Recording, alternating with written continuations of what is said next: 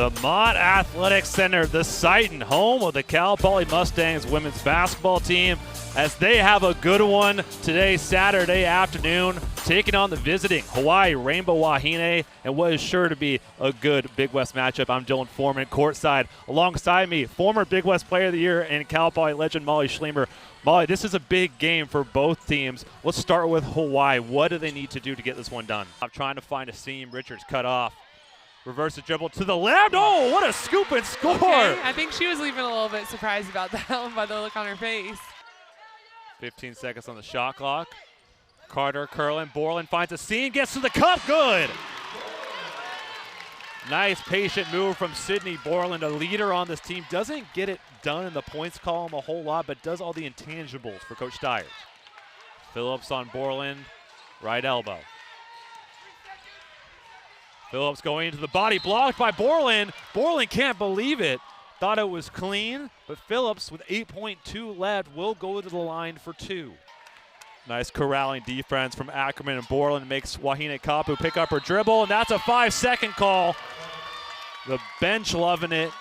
So Cal Poly going cold right now, still stuck at 24 points. Borland attacking mid-range, pull-up, good!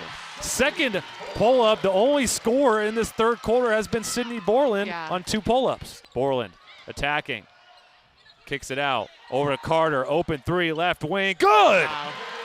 There she is. The Rockland, California native gets it to go from the left wing and brings a little life to this offense. Well, Hawaii red hot on offense. Molly shooting 6 of 7 from the field in this third quarter, but their defense has been just as strong. Look at some of the numbers there. Ranked 16th nationally in three-point defense and leads the Big West in overall field goal percentage, but Cal Poly still hanging around, only down 6 with 2:15 left in the third. Perez with it up top, guarded by Ackerman. Tom's open from downtown. Huge shot from Hawaii, puts them to double-digit lead. 46-35 as Ashley Toms, the lone senior, hits it. Cuts the lead back to 11. High ball screen with Perez. Again, no one talks, wide open on the roll.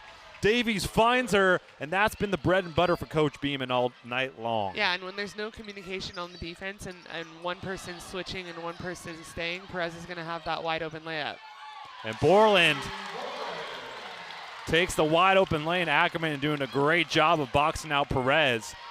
Borland and Richards each with 11 for Cal Poly, leading the team in that one. Phillips keeping that pivot foot down and dumped down to Perez. Perez now with 19 as they're just looking for her each possession.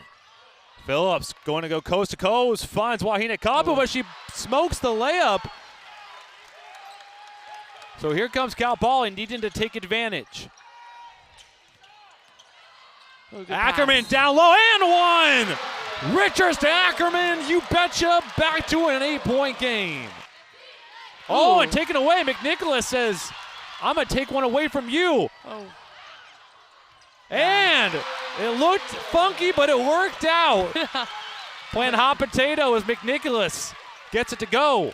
Our first Capital Bank player that means business, Amani Perez. 19.7 of 9 from the field. Only a sophomore, all Big West freshman team last year, has led the way for the Rainbow Wahine as they're up 6 in the final stretch of this fourth quarter. Dump down to Perez. Whoa! Ooh. Blocked by Ackerman. Wow, and stays in bounds. That's huge. She's got the post up if they want it. Let's see. Gets inside, spins to her left, finishes with the right, and now we got a 4-point game. So here's the out of bounds again. Cal Poly get inside to Lichty, gets it to go. Nice. We haven't called her name much this one, but comes up when it counts, curling the out of bounds screen and converts through contact. Here's our Hercules Tire strong move of the game. Hercules Tires, right on our strength. Visit Hercules.com. There's Ackerman inside. Beautiful play. That left-handed pass from Carter. You can make the argument the last one that just happened could be the Hercules Tire strong move of the game as well. Ackerman, the recipient of both those ones, as she'll go to the line to complete the three-point play. And she does. 7-point game now. We got a ball game in the Mott Athletic Center. You can feel the energy starting to pick up a little bit more. Yeah, that last basket got the crowd going for sure. So. And Borland forces a jump.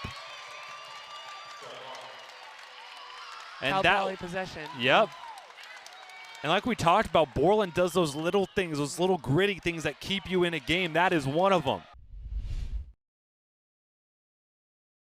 From the Mott Athletic Center, Mustangs down to Hawaii 7-11. Has low field goal percentage in that first one for the Mustangs, but got good looks. Yeah, what we were talking about at the break. Like that. Yeah, there you go. But both teams before that shot were under 40%. Cal Poly probably still is, and that's a lot. That's a really low number, especially when the shots are mainly layups. Sydney Richards, not known for her three-point shooting, only 13 attempts on the year. Guessed that one to fall, and they needed it badly. Something's got to give. Jade Peacock, no good on the lefty, up and under. So now, Mustangs just like that with a chance to take the lead. Yeah, when the first quarter is that low scoring, any basket can honestly get you back in the game. Dribble handoff action up top, trying to find a seam. Richards cut off. Reverse the dribble to the left. Oh, what a scoop and score! Okay, I think she was leaving a little bit surprised about that one by the look on her face. The San Jose State transfer, who was out earlier this season for a month with a sickness, and McNicholas, almost a steal in the backcourt on an all Big West first teamer. As Peacock, no good off the backboard with the mid-range shot. And here come the Mustangs, now up 12-11. Have woken up in this second quarter.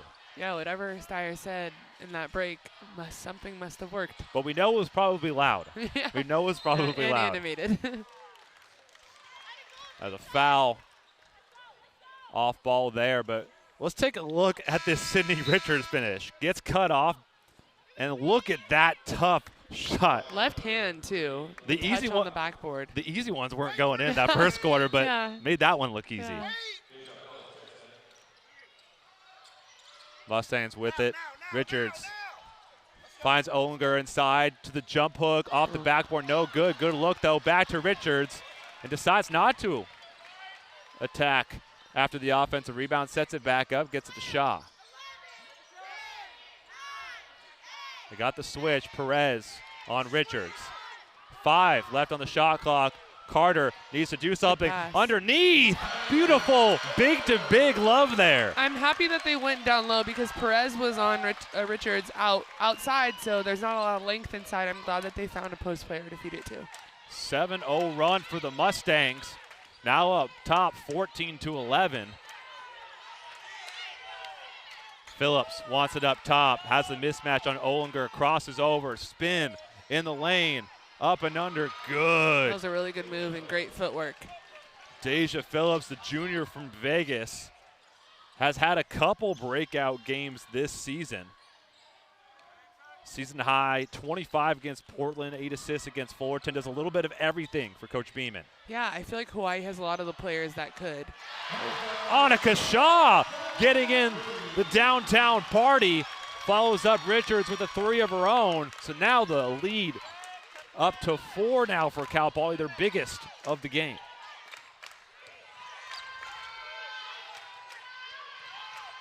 Something going unnoticed right now, too, is they're trying to post shot up because there's a mismatch in Hawaii's eyes. And the fact that she's working her tail off on defense and then able to hit a 3 down on the other end is huge. Again, getting the switch on the ball screen. Perez with a little bit of length over McNicholas is fouled as she hit the back cut. So she will head to the line for 2, a handful of subs for both teams. But right now, Cal Poly's playing a little bit better on the defensive end, and then they have more confidence on the offensive end to make those shots. Yeah, I mean, that's kind of how the game of basketball works, right? If you're able to get stops, you get the momentum, and then you're able to create and find good shots on offense. Ackerman and Borland back in the game for Cal Poly. Meanwhile, Toms and Imai in for Hawaii. 6:49 left. First one good from Perez. Same with the second to cut it to 2. I think that's what we said at the beginning of the game. There's going to be a lot of momentum swings, and I could see a lot of lead changes happening. So whoever can get the control the longest.